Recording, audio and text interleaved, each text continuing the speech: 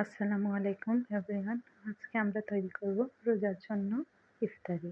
তা প্রথমেই আমরা এখানে দিয়ে দিচ্ছি একটা হাঁড়িতে কিছু বাটার। আজকে কিন্তু আমরা পোলাও তৈরি করব, কিন্তু প্রথমে আপনাদেরকে বলে নিচ্ছি আমি চ্যানেলে নতুন, তাই আপনারা আমার চ্যানেলকে সাবস্ক্রাইব করে পাশে থাকবেন। বাটারগুলো কিছুটা গলে গেলে আমরা এরপরে এটার মধ্যে দিয়ে দেবো খানিকটা তেল। এখন আমরা তেল দিয়ে নিচ্ছি। আপনারা আমার পাশে থাকবেন, পাশে থেকে আমাকে এগিয়ে যেতে সাহায্য করবেন। এরপর তেল দেওয়ার পরে এখানে আমরা আমরা দিয়ে দিচ্ছি এলাচ, এলাচ, দারচিনি, দারচিনি, ধনেপাতা তেজপাতা এবং লবঙ্গ লবঙ্গ। দিয়ে ভালো করে এটাকে নেড়ে নেব। নেড়ে নিচ্ছি। নেড়ে একটু লাল হয়ে আসলে তখন আমরা এটাতে দিয়ে দেব কিছুটা রসুন পেস্ট। এখানে আমরা আগে রসুন পেস্ট করে রেখেছিলাম, সেই পেস্টটাই দিয়ে দিচ্ছি। এখন আমরা আবার কিছুক্ষণ নেড়ে নেব। নেড়ে এরপর আমরা এটার মধ্যে কিছুটা পেঁয়াজ দেব, পেঁয়াজ কুচি দেব। এক্ষেত্রে কিন্তু আপনারা পেঁয়াজ কুচিটাই ব্যবহার করবেন, এখানে পিসা পেঁয়াজটা ভালো লাগবে না।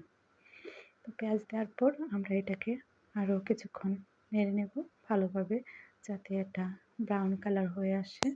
আমরা পেঁয়াজের পরিমাণ কম ছিল, তাই আমি আরও সামান্য পেঁয়াজ দিয়ে নিয়েছি। এখন দেবো কিছুটা লবণ। লবণটা দেবো পরিমাণ মতো, যে যেরকম পছন্দ করেন স্বাদ অনুযায়ী। তারপর দিয়ে দেবো খানিকটা মরিচের গুঁড়ো।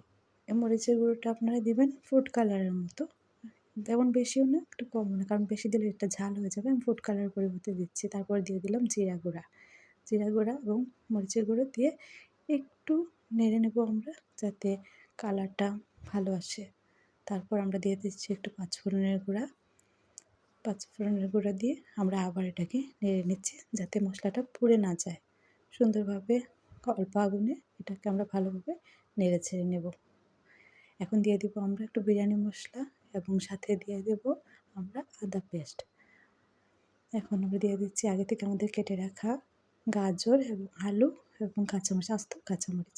এগুলোকে আমরা ভালোভাবে ফ্রাই করব প্রথমে। তারপর এগুলো ফ্রাই হয়ে গেলে, যখন দেখবেন ভালোভাবে ফ্রাই হয়ে গেছে, চালটা ঢেলে নেব। চালটা আগে থেকে ভিজিয়ে রাখবেন, তাহলে দেখবেন সুন্দরভাবে ফুটে উঠছে।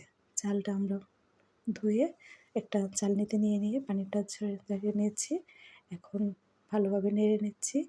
নেড়ে চেড়ে আমরা এটাকে রেখে দেবো কিছুক্ষণের জন্য, যাতে এটা চালটা ভালোভাবে ফুটে ওঠে। চালের কালার কিন্তু গোল্ডেন কালার আসতে হবে, এর আগ পর্যন্ত নাড়তেই থাকবেন অনবরত, যাতে নিচে লেগে না যায় এবং সম্পূর্ণ চাল একসাথে ভাজা যায়। তা না হলে কিছু চাল ভাজা যাবে, কিছু চাল ভাজা হবে না। এখন আমরা কিছুক্ষণ নাড়বো। এরপর আমরা আগে থেকে গরম পানি করে রেখেছিলাম, সেই গরম পানিটা দিয়ে দেবো পরিমাণ মতো। গরম পানি দিয়ে দেবো। এখানে আপনারা যতটুকু চাল নেবেন তার থেকে 1.5 কাপ বেশি পানি দেবেন। আমি পানিটা দিয়ে এখন এটাকে আমরা কিছুক্ষণের জন্য দমে রেখে দেব। পানি দেওয়ার পর আমরা আরেকবার একটু চেক করে নেব পানিটা নিচে লেগে যাচ্ছে কি না। তারপর যখন দেখবেন পানির পরিমাণ কমে আসতেছে, তখন একটা কিছু দিয়ে এটাকে কাভার করে দেব।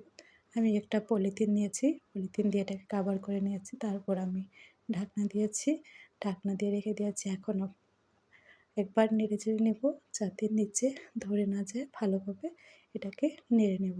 নেড়ে আবার কিছুক্ষণের জন্য এটাকে আমরা রেখে দেব।